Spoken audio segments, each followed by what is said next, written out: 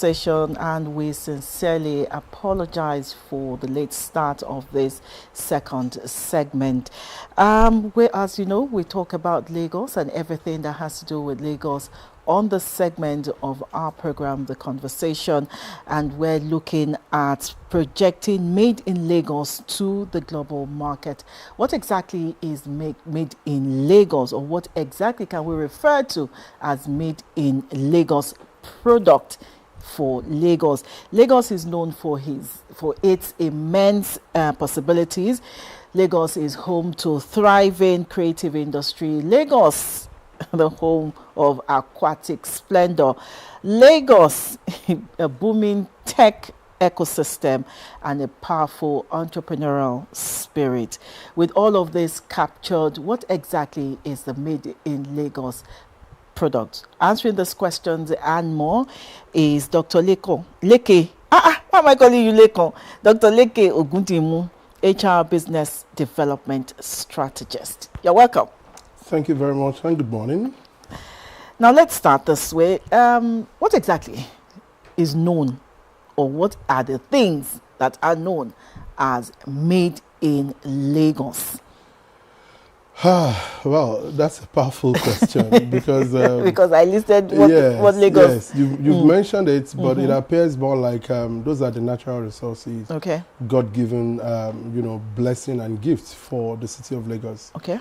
But you see, drifting away from those things you mentioned, I'll be looking at the fact that at the moment we don't produce in Lagos. There are no functional factories doing anything spectacular, that you can find elsewhere.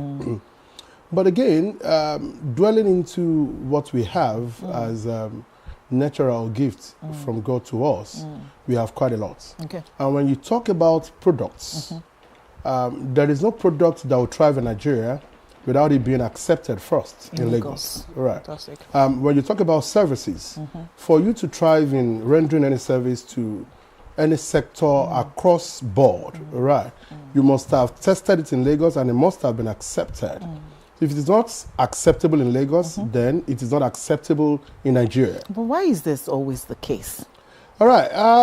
If you look at it, Lagos, so I'm going to say this, though it may sound funny. Is it because Lagos was the capital? Is it because Lagos? No, I'm coming. Okay. Oyo State claims to be the pace setter. If you look at it, all the states, Lagos says we are the center of excellence. Center of excellence. But Oyo says they are the pace setter. I think Lagos should have that word, pace setting, plus center of excellence. Yes. And I'll tell you, it's not being selfish, actually. It's not being selfish. But it's the truth. I'm not asking for too much. No, not too much. Yeah, because if you ask me, what pace, I'm not speaking down on the people of Oyo. I love them. My people are there. As a matter of fact, I was there over the weekend for an event and more. But I'm just saying in the contextual, speech regarding what we're discussing at the moment, Oyo has no pace to set where Lagos is or where Lagos exists. Now, I'll start with the transportation system. BRT was first sited here in Lagos. Anything and everything that has to do with the structure of a BRT started here in Lagos.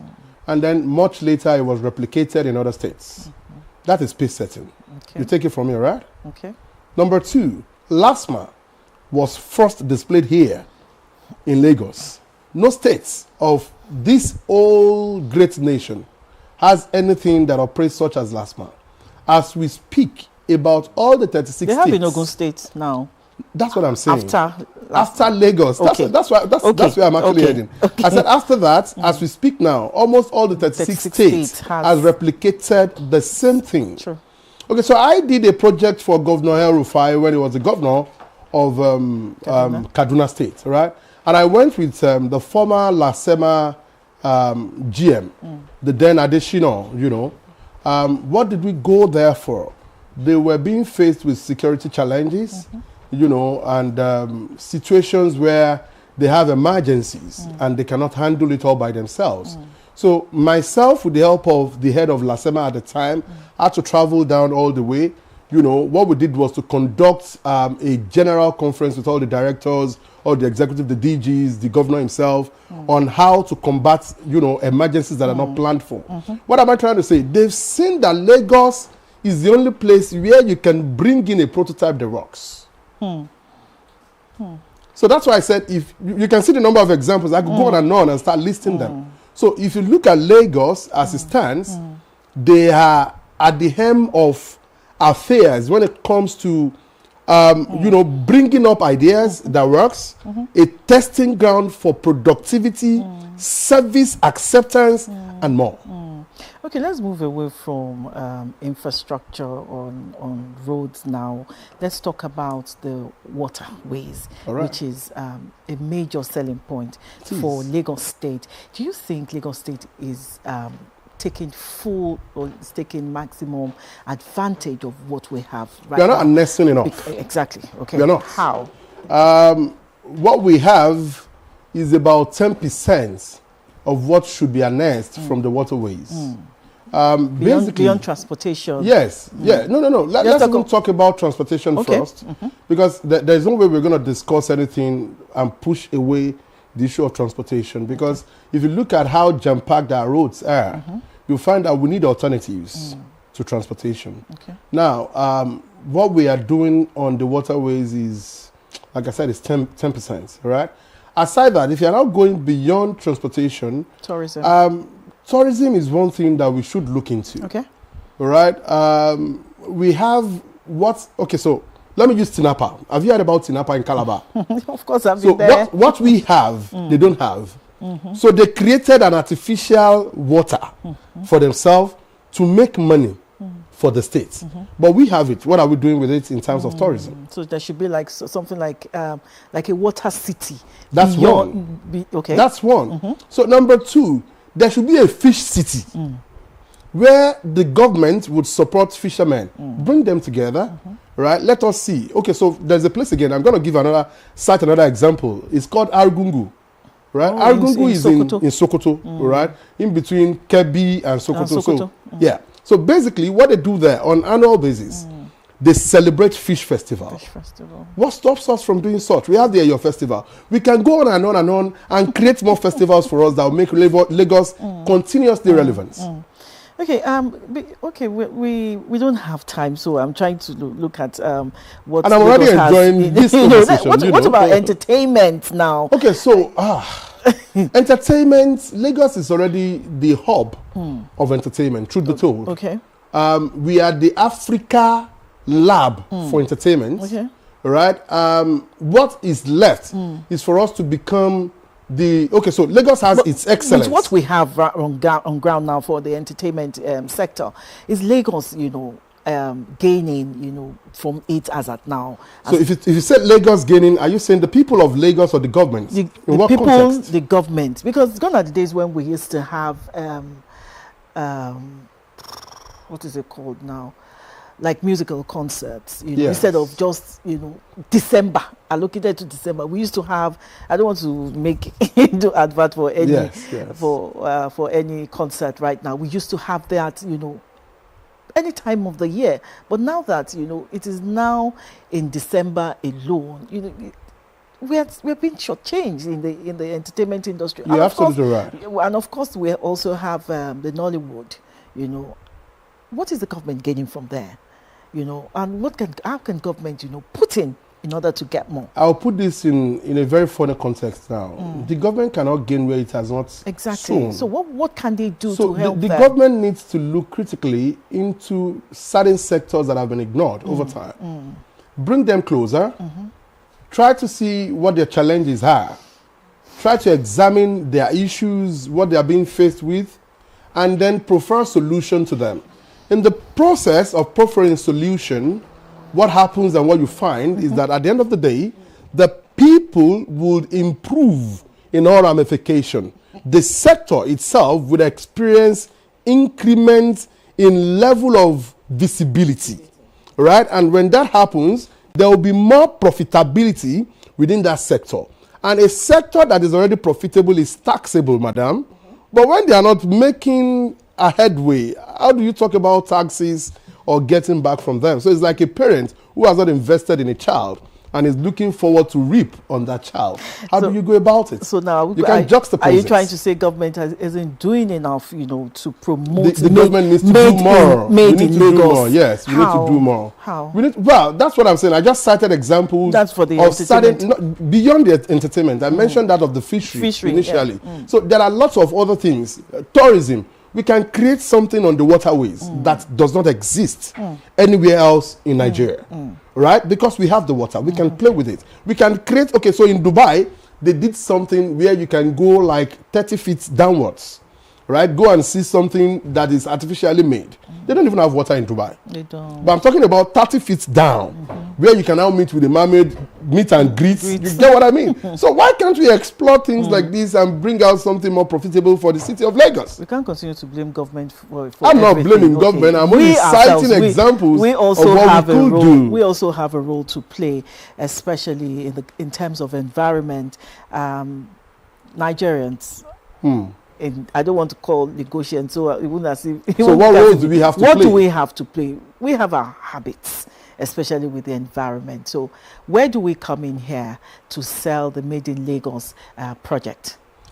Okay, so one area that is very cogent that I must mention is the habit of, disposing our debts without looking back and without caution. I still saw one this morning. Yeah, the waterways are not as clean as they should be, despite the several efforts that the government is putting in place. That I can tell you.